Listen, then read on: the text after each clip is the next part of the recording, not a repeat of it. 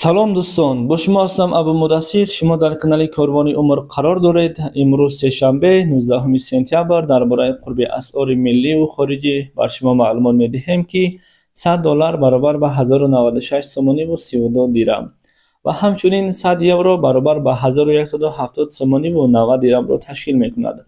دوستان عزیز، از همه شما التماس در زیر نوار لایک مانید، از شما چیزی نمی رود و همان تکمچه پادپیسه را زیر کنید. رحمت برای دستگیری و باوری.